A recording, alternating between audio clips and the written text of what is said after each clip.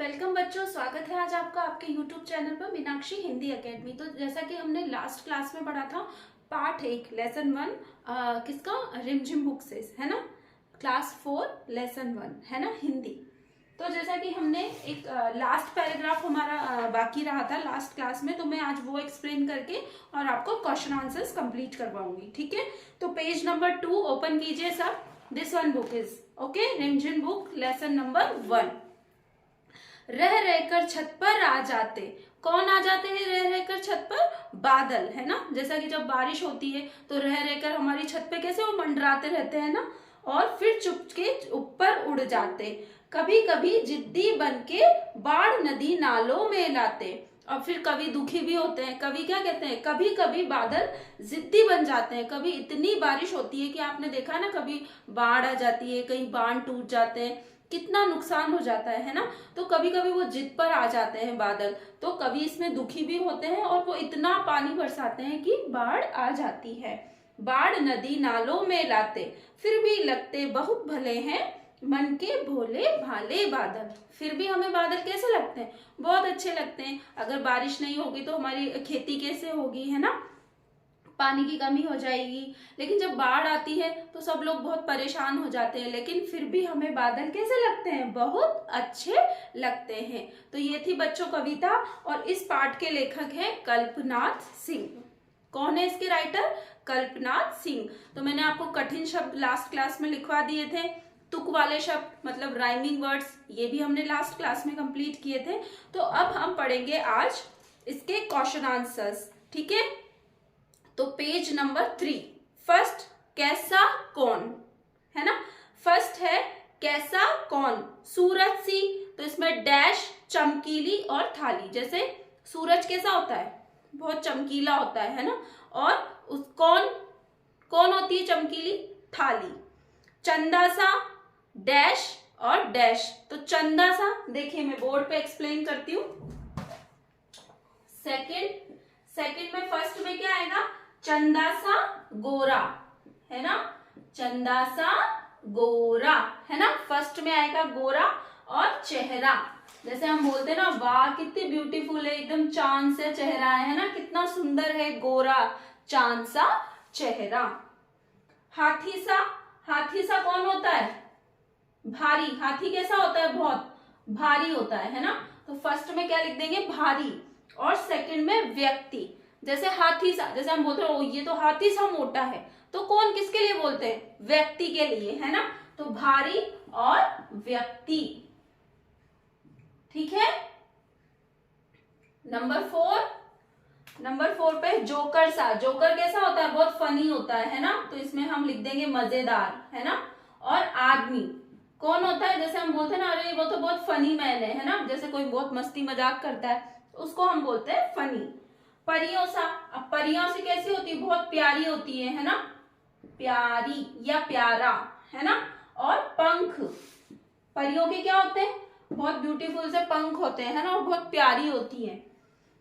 Number 6 गुब्बारे सा, गुब्बारे सा फूला और मुंह। अब इससे रिलेटेड हम क्या बनाएंगे?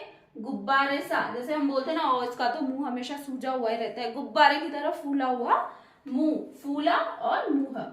सेवेंथ वन है ढोलक सा, मोटा पेट। कैसा है? ढोलक सा, जैसे हमने बताया ना बादल का कैसा होता है? ढोलक सा मोटा पेट। जैसे किसी का ऐसे पेट बड़ा होता है ना, उसको बोलते हैं ढोलक सा मोटा पेट। फर्स्ट में आएगा ढोलक और इधर आएगा मोटा। ठीक है, और यहाँ पर इसके ढोलक की जगह आप मोटा भी लिख सकते हैं ना, मोटा। और यहाँ पर यहाँ पर हम लिख देंगे पेट। ठीक है, इस तरह से।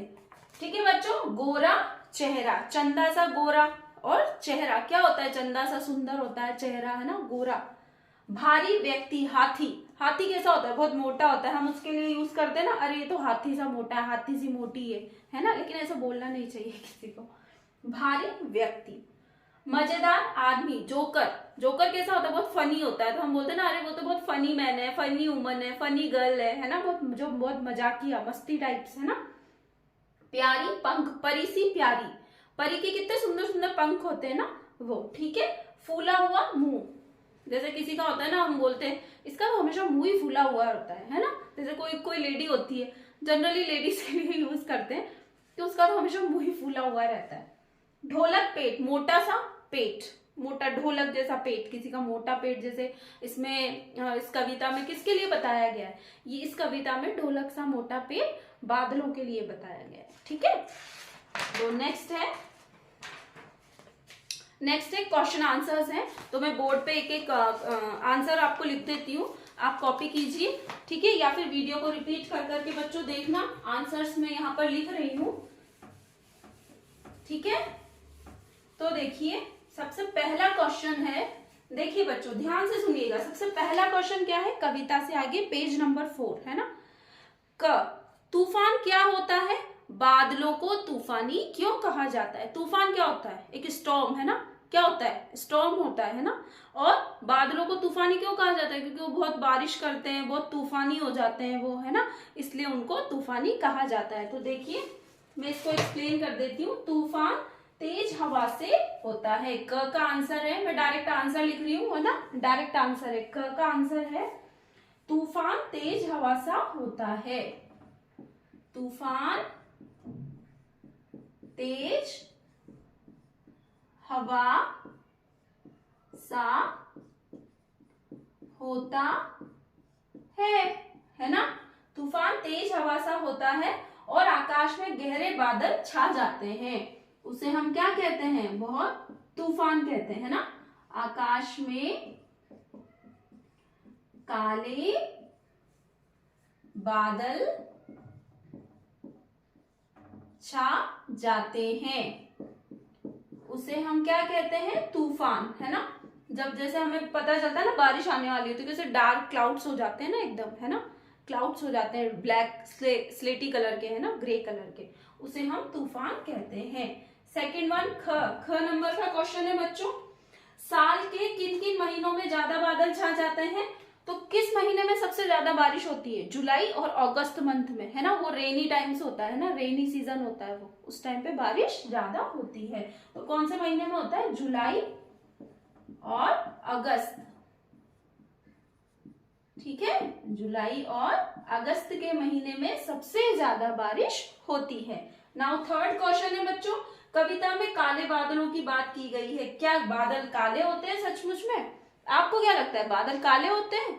हाँ होते हैं, है ना, बादल काले भी होते हैं, ग्रे भी होते हैं, व्हाइट भी होते हैं, है ना। कुछ बादल कैसे, जैसा कि मैंने आपको बताया, कुछ बादल कैसे होते हैं, कुछ बादल काले होते हैं, है ना बच्चों, कुछ बादल काले होते हैं, कुछ कैसे होते हैं, गहरी स्लेटी कलर के होते हैं, है ना, डार्क ग्रे, गहरे स्लेटी कलर के होते हैं, और कुछ सफेद होते हैं, है ना, और कुछ बादल सफेद होते हैं,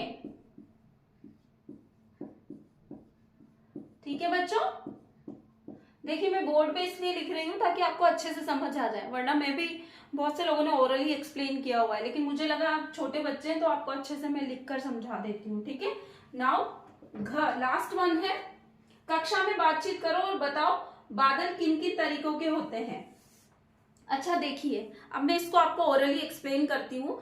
देखिए जैसे इसमें क्वेश्चन में पूछा गया है कक्षा में बातचीत करो, मीन्स क्लास में हम डिस्कस करें कि बादल कैसे होते हैं, किस कलर के होते हैं और वो क्या क्या करते हैं। तो क्या कैसे होते हैं बादल, मैंने आपको बताया ना कविता के दौरान, बादल सफेद कलर के भी होते हैं, काले कलर के होते हैं, ग्रे कलर के होते हैं, और जैसे सूर्य की किरणों के कारण जब वो सुबह और शाम में जब बादलों पे क्या होती है, सूर्य की किरणें पड़ती हैं, तो बादल कैसे कलर के हमें दिखाई देते हैं, केसरिया रंग के, है ना। जब सूर्य की किरणें बादलों पे पड़ती है तो बादल हमें सुबह और शाम के टाइम पे केसरिया कलर के भी दिखाई देते हैं। तो इसमें पूछ रहा है कि किन किन रंगों के होते हैं, तो स्लेटी कलर के होते हैं, सफेद कलर के होते हैं, और कभी कभी सूर्य की किरणें जब उन पे पड़ती है तो वो केसरिया कलर के भी हमें दिखाई देते हैं, ठीक है बच्चों।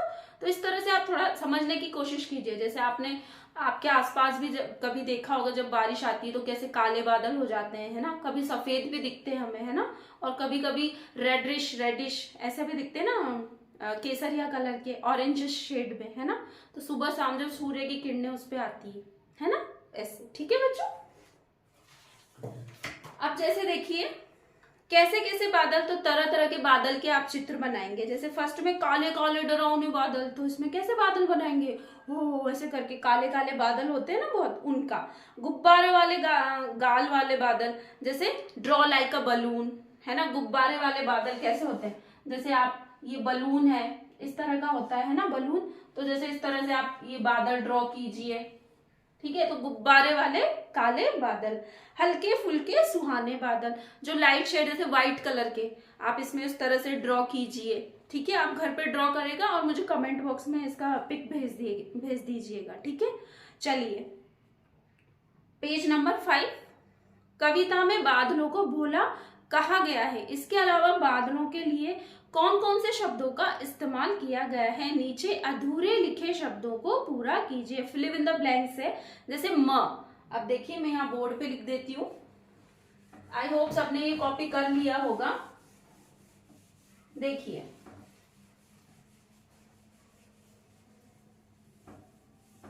तो मैं यहाँ बोर्ड पर एक्सप्लेन करती हूँ। कविता में बादलों को भोला कहा गया है, इसके अलावा बादलों के लिए कौन कौन से शब्दों का इस्तेमाल किया गया है। तो बच्चों ये हम पढ़ेंगे नेक्स्ट क्लास में, क्योंकि क्लास बहुत लंबी हो जाएगी, आप लोग भी बोर हो जाएंगे, है ना। तो आराम से हम स्लोली पढ़ेंगे, लेकिन आपको समझ में आना चाहिए, मैं उस तरह से आपको पढ़ाऊंगी। ठीक है, तो हम नेक्स्ट क्लास में करेंगे पेज नंबर 5। ठीक है, तो अपनी अपनी बुक्स लेके बैठिएगा, कॉपी पेन लेके बैठिएगा। नेक्स्ट क्लास में भी हम इस बचे हुए जो बाकी के क्वेश्चन आंसर्स है वो हम नेक्स्ट क्लास में कंप्लीट करेंगे।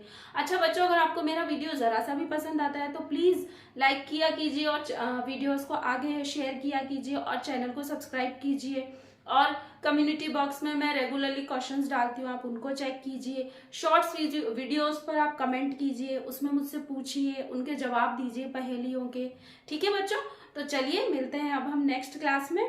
तब तक के लिए बाय बाय चिल्ड्रन।